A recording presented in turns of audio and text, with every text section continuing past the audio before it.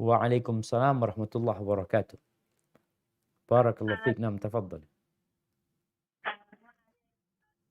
ini kalau kita berdoa, kita kan selalu meminta surga, surga yang paling tinggi, surga Firdaus. Afwan, Terus ada suaranya kurang jelas ya. ini Ustaz, kalau kita berdoa, Kalau kita berdoa, siap. doa kita meminta yaitu surga Firdaus Afwan, dan juga putus barusan. Doa, ya meminta surga Firdaus dalam doa kita. siap. Kemudian kita berdoa dimintakan dimasukkan surga tanpa hisab dan azab. Apakah itu terlalu overconfidence ya Ustazah? Ustazah. Terlalu overconfidence kalau kita meminta, takutnya seperti hadis tadi disebutkan kita usahakan kita kepada Allah itu berdasarkan tindakan kita tadi. Itu tuh pertanyaan saya, apakah itu terlalu pede untuk meminta seperti itu atau gimana Ustaz? Jazakallahu khairan. Barakallahu fikum. Naam. Ahibati fillah. Kalau bicara minta surga, yang kata Nabi SAW, idza sa'altumullaha al-jannah fasaluhul firdausal a'la. Kalau kalian minta surga, maka kata Nabi SAW, mintalah surga firdaus yang paling tinggi. Bicara minta sama Allah.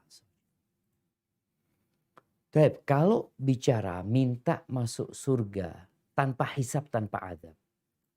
Wallahu a'lam bishawab. Kalau ana lihat, ana belum membaca ada hadis yang menjelaskan Nabi meminta surga tanpa hisab, tanpa azab.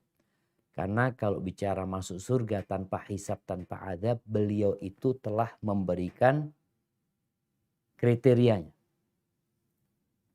Jadi kita kepingin masuk surga tanpa hisab, tanpa azab, doanya minta surga. Minta surga firdaus. Tapi kita minta proses masuk surganya supaya tanpa hisab, tanpa azab. Seperti itu. Maka yang lebih harus dilakukan adalah bagaimana memenuhi kriteria masuk surga tanpa hisab, tanpa azab. Karena kalau ada orang minta surga tanpa hisab, ini loh kriterianya. Mereka tidak minta ruqyah, mereka tidak bertatayur.